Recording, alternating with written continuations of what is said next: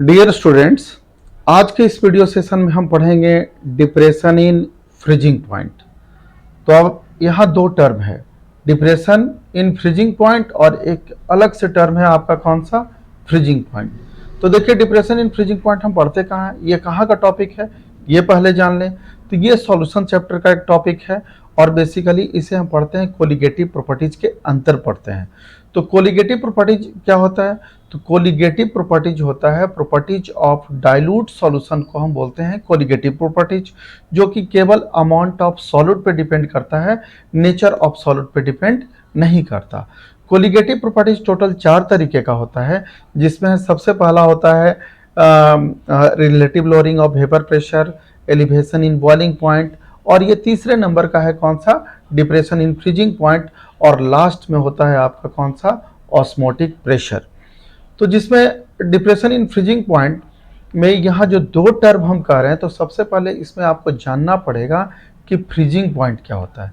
तो जब आप फ्रीजिंग पॉइंट आप समझेंगे तभी आपको समझ में आएगा डिप्रेशन इन फ्रीजिंग पॉइंट। सबसे पहले समझ लीजिए कि जहाँ पॉइंट शब्द लिखा हुआ हो वो सीधे के सीधे टेम्परेचर से रिलेटेड होता है। तो चाहे बॉइलिंग पॉइंट हो या फ्रीजिंग पॉइंट, दोनों का रिलेशन होता है किस चीज से, वेपर प्रेशर से।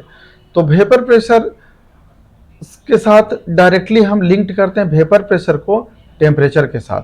तो देखिए फ्रीजिंग पॉइंट हम कब कहते हैं, तो सबसे पहले हम यहाँ पढ़ेंगे किस चीज़ के बारे में। सबसे पहले आइए जो हम एक टर्म यूज कर रहे हैं कौन सा, फ्रीजिंग पॉइंट।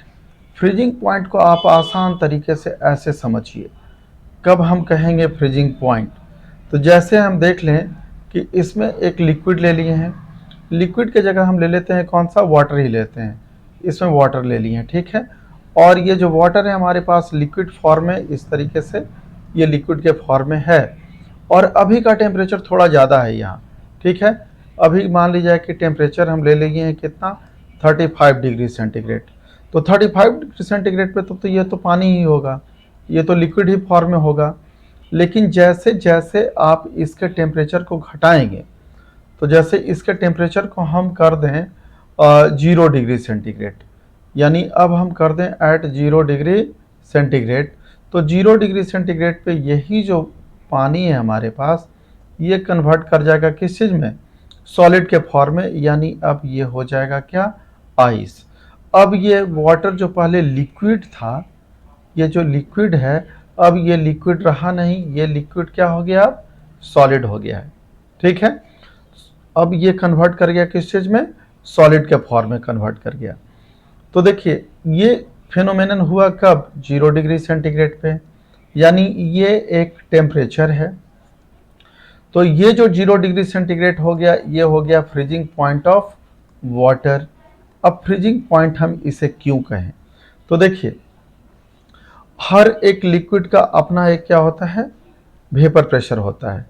तो यहाँ ऐसे कंडीशन में क्या हो गया कि जब किसी टेम्परेचर पे वेपर प्रेशर किसी भी लिक्विड का, वेपर प्रेशर किसी भी लिक्विड का इक्वल टू हो जाए vapour pressure of its solid state के बराबर हो जाए, vapour pressure of its solid state के क्या हो जाए, इक्वल हो जाए, तो वैसे टेम्परेचर को हम क्या कहते हैं, फ्रीजिंग पॉइंट कहते हैं। वैसे टेम्परेचर को क्या कहते हैं, फ्रीजिंग पॉइंट। यहाँ क्या हुआ कि जो वेपर प्रेशर जो पहले ये जो लिक्विड का था वो किसके इक्वल हो गया है, अब आइस के इक्वल हो गया, यानी सॉलिड के इक्वल हो गया।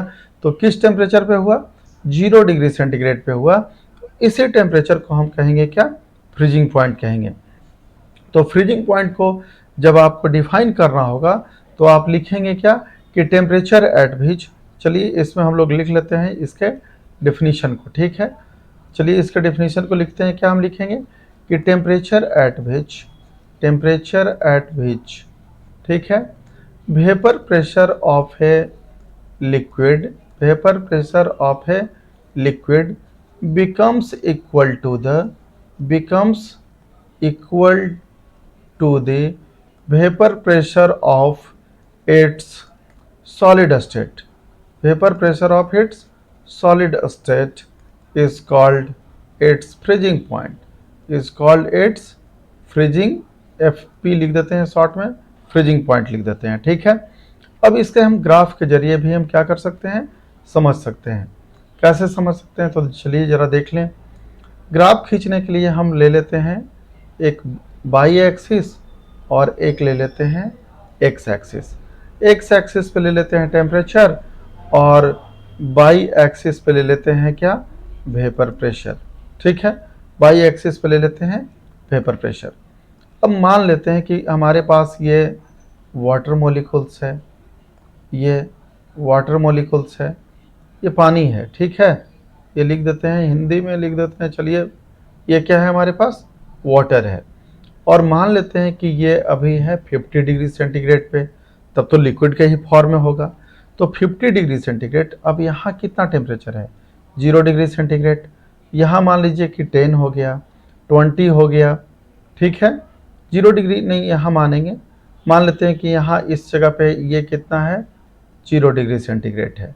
ये हो जाएगा -10 डिग्री सेंटीग्रेड। समझने के लिए कर रहे हैं, ये हो जाएगा -20 डिग्री सेंटीग्रेड। इस तरीके से मान के चल रहे हैं। ये हो गया 10 degree centigrade, 20 degree centigrade, 30 degree, 40 degree, और ये कितना हम मान लेते हैं 50 डिग्री सेंटीग्रेड के टेम्परेचर को हम इस तरीके से रिप्रेजेंट कर रहे हैं समझने के लिए। अभी ये जो वाटर है वो 50 डिग्री सेंटीग्रेड पे है, तो 50 डिग्री सेंटीग्रेड पे इसका वेपर प्रेशर भी क्या होगा, ज़्यादा होगा। तो वेपर प्रेशर के लिए हम मान करके चल रहे हैं कि इस पॉइंट पे 50 डिग्री सेंटीग्रेड, चलिए अब 50 डिग्री सेंटीग्रेड यहाँ है, देखिए नीचे से है ना, ये 50 डिग्री सेंटीग्रेड के हम ठीक सामने लिए हैं इसको। तो इस समय इसका वेपर प्रेशर कितना है, वेपर प्रेशर इतना है।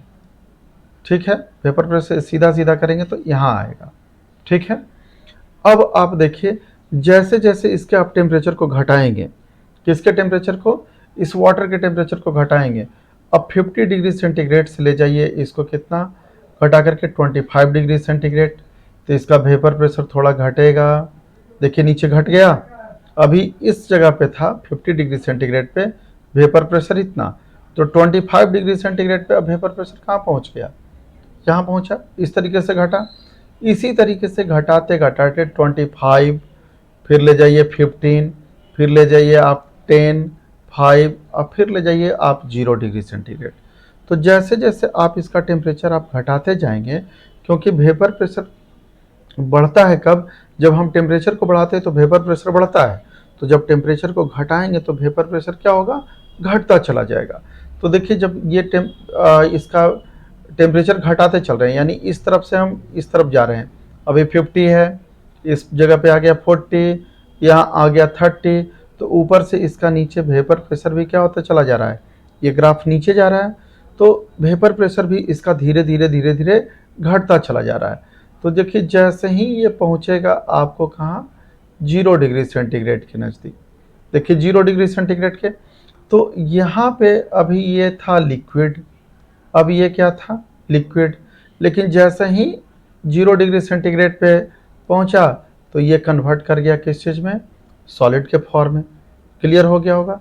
तो इस जगह पे ये बना दिया क्या, आइस, जबकि इसके पास था लिक्विड वाटर। आप यहाँ एनालिसिस कर रहे हैं तो क्या देख रहे हैं कि वेपर प्रेशर किसी भी लिक्विड का यानी वेपर प्रेशर यहाँ जिस टेम्परेचर पे था, जो भी टेम्परेचर पे था, तो वेपर प्रेशर किसी भी लिक्विड का जब वो फ्रीज कर जाएगा यानी सॉलिडिफाइड कर जाएगा तो उसका वेपर प्रेशर और घटेगा। ठीक है, तो वेपर प्रेशर भी किसी भी लिक्विड का वेपर प्रेशर उसके सॉलिड स्टेट पर जिस टेम्परेचर पे चला जाए वो कहलाएगा फ्रीजिंग पॉइंट। तो देखिए वेपर प्रेशर इस जगह पे है इस लिक्विड का, अब वेपर प्रेशर इस जगह पे आ गया उसी लिक्विड के सॉलिड का, किस टेम्परेचर पे आया, 0 डिग्री सेंटीग्रेड पे आया। तो ये 0 डिग्री सेंटीग्रेड कहलाएगा फ्रीजिंग पॉइंट किस चीज़ के लिए, वाटर के लिए। अब अलग अलग लिक्विड का फ्रीजिंग पॉइंट अलग अलग होता है। ठीक है, तो ये एक एग्जाम्पल के तौर पे हम आपको समझाए कि कैसे हम फ्रीजिंग पॉइंट को समझ पाएंगे। तो फ्रीजिंग पॉइंट का देखिए कितना अच्छा से ये ग्राफ आया कि जब जैसे टेम्परेचर ज़्यादा था तो लिक्विड फॉर्म है। जैसे जैसे हम टेम्परेचर को इस तरफ लेते जाए गए, घटाते गए, वेपर प्रेशर भी उसी तरीके से क्या करता गया, नीचे जाता गया, घटता गया। एक सिचुएशन आ गया कि जिस जगह पे वेपर प्रेशर हो गया उसी लिक्विड का सॉलिड और लिक्विड का क्या हो गया, इक्वल हो गया जिस टेम्परेचर पे, उसी को हम कहें क्या, फ्रीजिंग पॉइंट। तो फ्रीजिंग पॉइंट को डिफाइन करना आसान है कि टेम्परेचर एट विच, इसे देख करके भी आप डिफाइन कर सकते हैं कि temperature at which vapour pressure of a liquid becomes equal to the vapour pressure of its solid state is called freezing point. तो इस तरीके से आप क्या करके फ्रीजिंग पॉइंट को अभी तक समझे हैं। अब हमें समझना है डिप्रेशन इन फ्रीजिंग पॉइंट। तो चलिए अब हम समझते हैं डिप्रेशन इन फ्रीजिंग पॉइंट को। आ जाइए, फ्रीजिंग पॉइंट समझने के बाद ही समझ में आएगा क्या, डिप्रेशन इन फ्रीजिंग पॉइंट। तो चलिए, डिप्रेशन में कोई चला जाए तो यानी कम हो जाता है, तो डिप्रेशन इन फ्रीजिंग पॉइंट समझ चुके हैं। तो अब आ जाइए डिप्रेशन इन फ्रीजिंग पॉइंट। तो डिप्रेशन इन फ्रीजिंग पॉइंट के लिए देखिए एक हम ग्राफ ही ले लेते हैं, ऐसे ग्राफ समझ लेते हैं, ठीक है। ग्राफ के जरिए समझना क्या होगा, आसान होगा। इस पे ले लेते हैं हम क्या, बाई एक्सिस पे ले लेते हैं वेपर प्रेशर और एक्स एक्सिस पे ले लेते हैं क्या, टेम्परेचर। इस पे ले लेते हैं टेम्परेचर, ठीक है। अभी आपको पता है कि कोई सॉल्वेंट है, चलिए वाटर मॉलिक्यूल्स ले लिए हैं, ए है, अभी लिक्विड के फॉर्म में है। अभी आपको पता चला है कि जैसे जैसे इसके टेम्परेचर को घटाएंगे वेपर प्रेशर क्या होता चला जाएगा, घटता चला जाएगा। चलिए घट गया, और इस जगह पर बी पर आकर के क्या हो गया, सॉलिडिफाइड कर गया। यानी इस जगह पे आकर के ये कोई भी लिक्विड हो, पहले वो लिक्विड फॉर्म में है, जैसे जैसे उसके टेम्परेचर को घटाते गए वेपर प्रेशर भी धीरे धीरे घटता चला गया, और एक टाइम आएगा कि वो सॉलिड फॉर्म में कन्वर्ट कर जाएगा। तो ये अभी प्योर सॉल्वेंट है। ये क्या है, अभी प्योर सॉल्वेंट है, ये है प्योर सॉल्वेंट। अब प्योर सॉल्वेंट का फ्रीजिंग पॉइंट जो हमें ऑब्टेंड हुआ, इस पॉइंट पे ऑब्टेंड हुआ है, इस पॉइंट पे ऑब्टेंड हुआ है। इसको हम डॉटेड लाइन से ऐसे दिखाते हैं, थोड़ा ज़्यादा ही हो गया है, इस लाइन को मिला लें। हाँ, तो देखिए ये धीरे धीरे ये इस पॉइंट पे ये जो मिला है प्योर सॉल्वेंट का है, तो इसका हम फ्रीजिंग पॉइंट मान लेते हैं TF0 से रिप्रेजेंट करते हैं। किससे रिप्रेजेंट किए हैं, TF0 से रिप्रेजेंट किए हैं, जो कि आपके बुक के अकॉर्डिंग है इस जगह पे, ठीक है। अब होता है क्या कि जब किसी भी लिक्विड में आप सॉल्यूट डालेंगे, तो अभी तो ये प्योर सॉल्वेंट है। जैसे एक यहाँ एक देख लीजिए, अभी ये प्योर सॉल्वेंट है, जैसे पानी ही ले लेते हैं, प्योर सॉल्वेंट है, ये है वाटर, ठीक है। जैसे ही इसमें सॉल्यूट को ऐड कर देते हैं, जैसे चीनी, सॉल्यूट को जैसे ही आप ऐड करिएगा, तब अब ये सॉल्वेंट न रह करके अब इसमें दो चीज़ मिल गया, सॉल्यूट एंड सॉल्वेंट खुद वाटर था, अब ये हो जाएगा सॉल्यूशन। अब क्या हो जाएगा, ये सॉल्यूशन। तो आप पढ़े होंगे relative lowering of vapour pressure में कि जब कभी भी हम सॉल्वेंट में यानी वाटर में, जब कभी भी सॉल्वेंट में सॉल्यूट को ऐड करेंगे, तो जैसे जैसे सॉल्यूट का अमाउंट बढ़ाएंगे वैसे वैसे उसका वेपर प्रेशर का वैल्यू कम होता चला जाएगा। यानी कहने का मतलब ये हो गया कि सॉल्वेंट का वेपर प्रेशर ज़्यादा होता है, लेकिन जैसे ही उसमें सॉल्यूट आप ऐड करेंगे तो वो हो जाएगा सॉल्यूशन। तो सॉल्यूशन का वेपर प्रेशर थोड़ा सा क्या हो जाएगा, कम हो जाएगा। तो चलिए ये जो सॉल्वेंट है इसमें अब हम सॉल्यूट ऐड कर दिए हैं, तो अभी वेपर प्रेशर इतना था, इसके ठीक सामने अब इसका वेपर प्रेशर घट करके इतना हो गया, नीचे चला आया, ठीक है। जब ये सॉल्यूशन हुआ तब, और अब धीरे धीरे हम मान लेते हैं कि ये सी पॉइंट है, ठीक है। अब जैसे जैसे आप यहाँ ध्यान से समझिए, ऊपर है प्योर सॉल्वेंट, तो इसका वेपर प्रेशर ज़्यादा है, यहाँ के बराबर है, लेकिन जैसे ही इसमें सॉल्यूट ऐड करेंगे तो वेपर प्रेशर डिक्रीज कर जाता है। डिक्रीज करने का पर्पस क्या होता है कि एस्केपिंग टेंडेंसी जो होता है सॉल्वेंट का वो घट जाता है, इस वजह से वेपर प्रेशर भी क्या होगा, घट जाएगा। तो वेपर प्रेशर जैसे ही घटा तो इस पॉइंट से वेपर प्रेशर देखिए अब सी पर था, यहाँ देखिए अब जैसे ही सॉल्यूशन हुआ तो वेपर प्रेशर घट करके सी पॉइंट पे यहाँ चला गया। ये जो पॉइंट है ये है वेपर प्रेशर, किस चीज़ का, vapour pressure of pure solvent का है, ठीक है, और ये पॉइंट चला गया वेपर प्रेशर ऑफ सॉल्यूशन का चला गया, समझ गए। अब जैसे ही सॉल्यूशन का चला गया, अब इसके टेम्परेचर को घटाइए, तो आपको पता है कि कोई भी चीज़ हो, चाहे सॉल्वेंट हो या सॉल्यूशन हो, आप उसके टेम्परेचर को जब डिक्रीज करेंगे, तो जैसे जैसे डिक्रीज करेंगे तो वेपर प्रेशर भी आपको धीरे धीरे कम होता चला जाएगा। तो अब इसका थोड़ा सा हम कलर चेंज कर लें। अब ये जो सॉल्यूशन है, इसका वेपर टेम्परेचर घटाते जा रहे हैं, तो वेपर प्रेशर भी क्या होता चला जा रहा है, घटता चला जा रहा है। और यहाँ अभी ये सॉल्यूशन है तो ये लिक्विड फॉर्म में है, तो कभी ना कभी तो ये कन्वर्ट कर करके कहाँ पहुँचेगा, सॉलिड स्टेट में पहुँचेगा। ठीक है, कि जैसे जैसे टेम्परेचर घटाएंगे, आप पानी के ही टेम्परेचर को जब घटाते हैं तो क्या होता है, धीरे धीरे जीरो पर पहुँचे, सॉलिड हो गया। उसी तरीके से पानी में आप चीनी मिला दीजिए, और चीनी मिलाइएगा तो आप उसके टेम्परेचर को घटाते जाइए, कभी न कभी कम से कम टेम्परेचर पे वो क्या हो जाएगा, सॉलिड के फॉर्म में कन्वर्ट कर जाएगा। जैसे आप आइसक्रीम खाते हैं, तो आइसक्रीम में पानी केवल इकलौता नहीं होता है, उसमें कुछ न कुछ चीनी तो मिलाए होते हैं ना, लेकिन वो सॉलिड फॉर्म में होता है, तभी तो हम लोग खा करके उसका आनंद लेते हैं। तो देखिए इस तरीके से घटते घटते एक टाइम आएगा कि कहीं ना कहीं तो वो सॉलिडिफाइड करेगा वो सॉल्यूशन। तो इस जगह पे हम मान लिया जाए कि आते आते ये डी पॉइंट मान लेते हैं, इस पॉइंट पे आते आते ये क्या कर गया, सॉलिडिफाइड कर गया। तो ये कहलाएगा फ्रीजिंग पॉइंट ऑफ सॉल्यूशन। इसको हम रिप्रेजेंट कर लेते हैं टीएस से, इसको रिप्रेजेंट करते हैं टीएस से। तो देखिए जैसे ही आप किसी भी सॉल्वेंट में सॉलिड को ऐड किए, वेपर प्रेशर घटा, वेपर प्रेशर घटने के कारण उसका फ्रीजिंग पॉइंट भी घट जाता है। देखिए थोड़ा सा ग्राफ कहाँ चला गया, और इस तरफ की ओर शिफ्ट किया। तो देखिए पहले था टी एफ नॉट, पहले था कितना, टी एफ नॉट था, जो कि ज़्यादा वैल्यू था। कि यहाँ मान लीजिए कि ओरिजिन ले लेंगे तो यहाँ तक तो वैल्यू ही ज़्यादा था। जैसे ही इसमें सॉलिड को ऐड कर दिए, तो सॉलिड को जैसे ही हम ऐड किए, सॉलिड एडेड, तो अब ये सॉल्वेंट न कहला करके क्या कहलाने लगा, सॉल्यूशन। और ये सॉल्यूशन ये डी पॉइंट पे आते आते क्या हो गया, फ्रीज कर गया। तो फ्रीज कर गया तो देखिए पहले इसका वैल्यू ज़्यादा था, अब जो यहाँ से यहाँ वैल्यू अभी इसका क्या हो गया, घट गया। तो हम जो डिफरेंस निकालेंगे वो ज़्यादा में से कम का निकालेंगे। तो टी एफ नॉट ज़्यादा वैल्यू है, टी एफ नॉट क्या है, ज़्यादा वैल्यू है, इसमें से टी एस को हम क्या करेंगे, घटा देंगे। तो जो डिफरेंस आएगा, तो वो जो डिफरेंस आया यही ना आएगा, ये डिफरेंस है, देखिए ये डिफरेंस है, यही डिफरेंस आपको कहलाएगा delta T F, delta T F. तो ये कहलाएगा डेल्टा टी एफ। आगे हम डेल्टा एक साइन दे देते हैं, डेल्टा का मतलब हो गया चेंज। तो ये डेल्टा टी एफ है, ये कहलाएगा आपको डिप्रेशन इन फ्रीजिंग पॉइंट, यही कहलाएगा क्या, डिप्रेशन इन फ्रीजिंग पॉइंट, हम इसी को कहेंगे।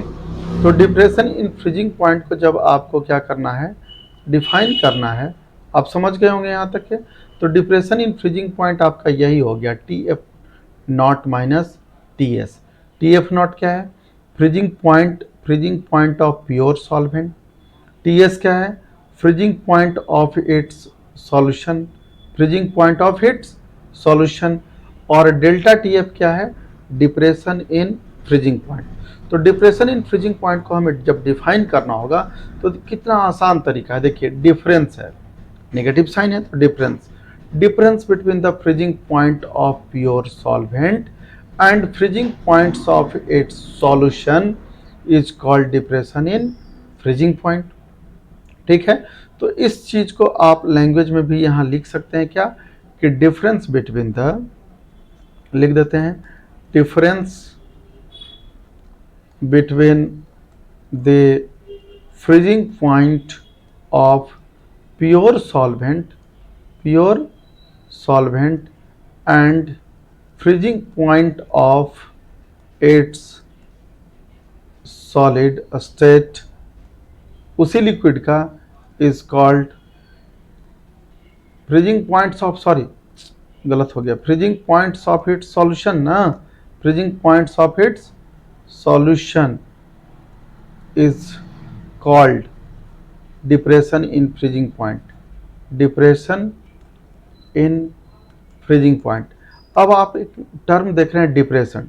डिप्रेशन का मतलब होता है कम हो जाना, तो ये तो कम हुआ ना, पहले प्योर सॉल्वेंट था तो ज़्यादा था फ्रीजिंग पॉइंट, और जैसे ही उसमें सॉल्वेंट ऐड किए सॉल्यूशन हुआ तो उसका फ्रीजिंग पॉइंट घट गया। इसी वजह से इसे बोला गया डिप्रेशन इन फ्रीजिंग पॉइंट।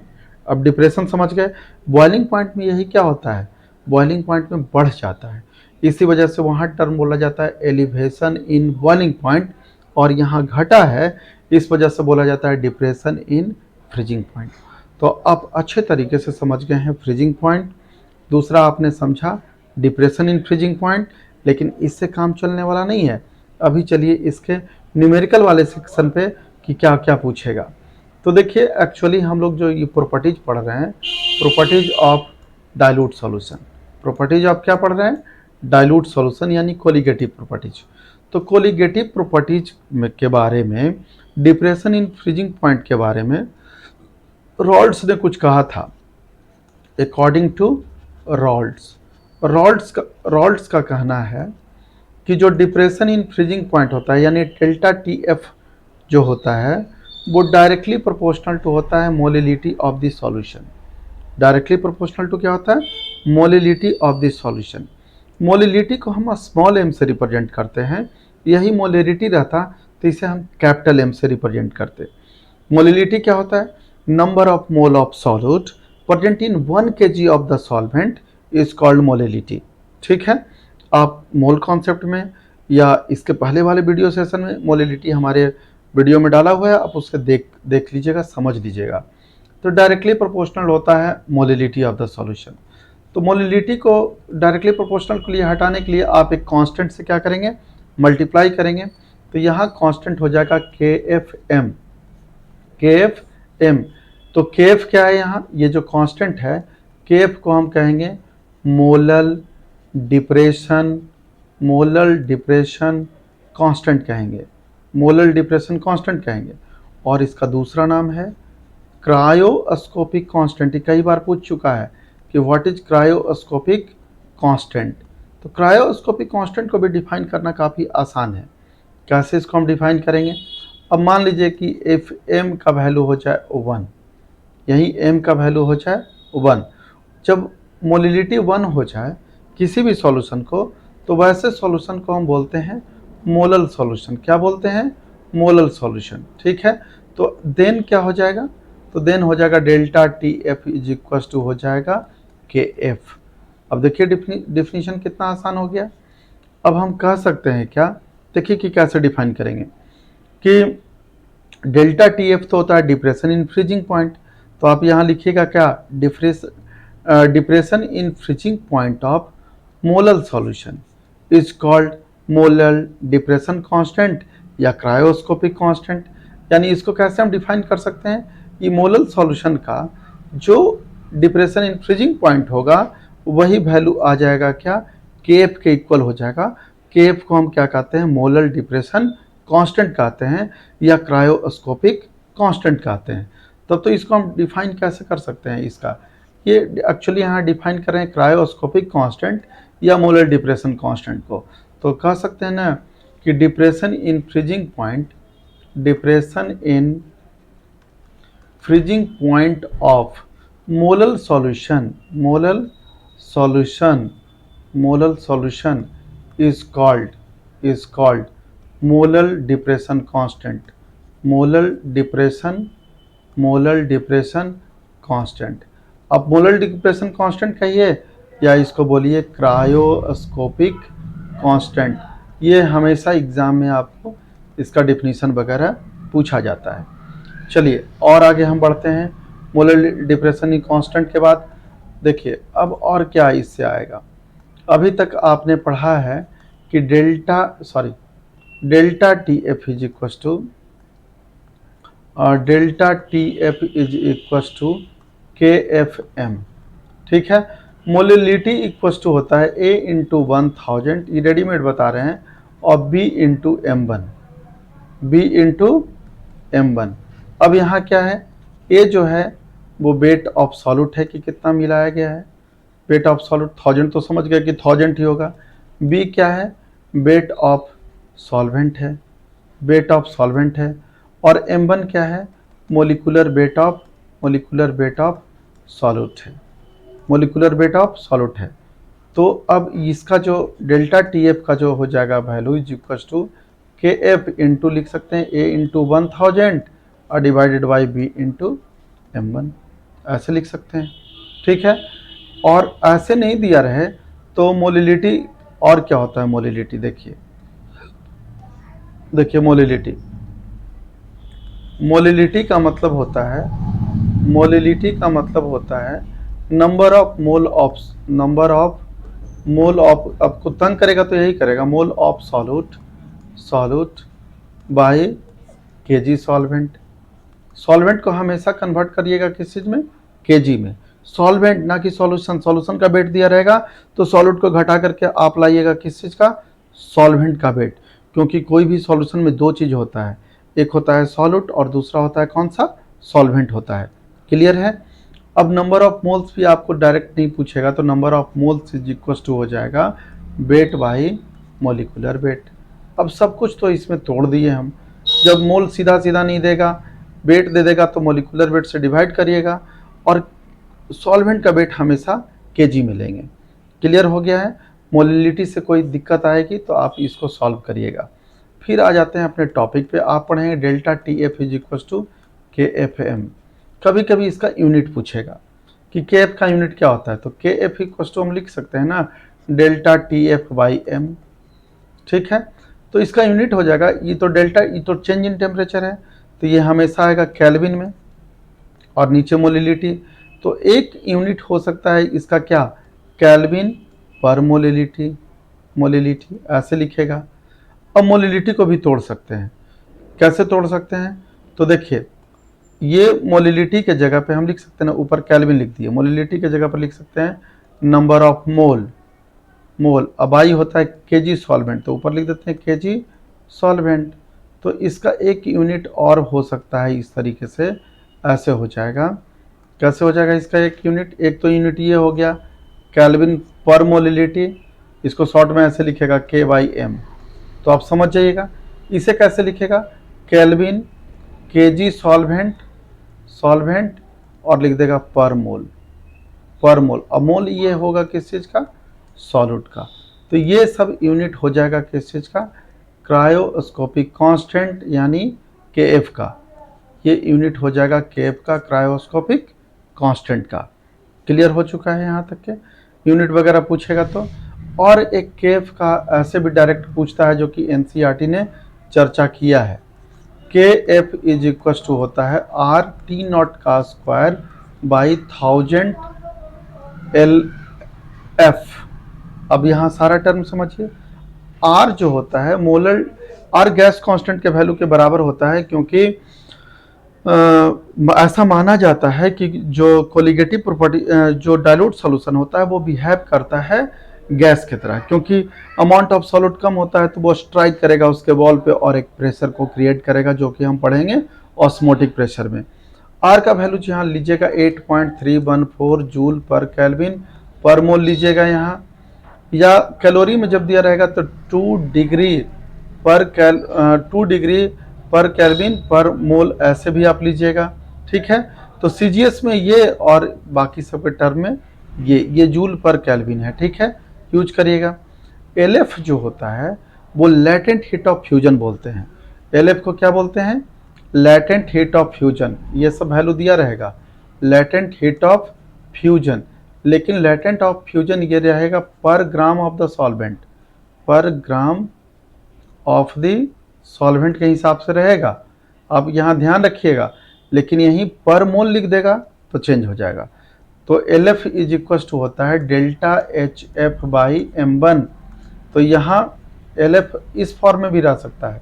तो डेल्टा HF क्या होता है, डेल्टा HF होता है आपका, ये भी है लेटेंट हीट ऑफ फ्यूजन, ये भी है लेटेंट हीट ऑफ फ्यूजन ही है, बट ये है पर मोल के हिसाब से। ये क्या है, पर मोल के हिसाब से है, और ये क्या है, पर ग्राम के हिसाब से है, पर ग्राम ऑफ द सॉल्वेंट पर मोल ऑफ द सॉल्वेंट। तो ये इस पे डायरेक्ट आपको क्वेश्चन आपको मिलेगा NCERT में, काफ़ी इंपॉर्टेंट है। Molar depression constant Kf equals to R T naught square. T naught क्या है? ये है आपका freezing point of the solvent है, प्योर सॉल्वेंट। नॉट जैसे ही रिप्रेजेंट करते हैं तो ये सॉल्वेंट का हो जाता है। समझ गए यहाँ तक के? कोई तकलीफ नहीं है। ये था हमारा पूरा का पूरा टॉपिक, कौन सा? Depression in freezing point. तो यहीं पे हम इसको फिनिश करते हैं। अगले वीडियो में इससे रिलेटेड न्यूमेरिकल वगैरह हम डाल देंगे। यदि आपकी इच्छा होगी तो कमेंट करिएगा, लाइक करिएगा, दोस्तों के बीच में शेयर करेंगे। Thank you very much.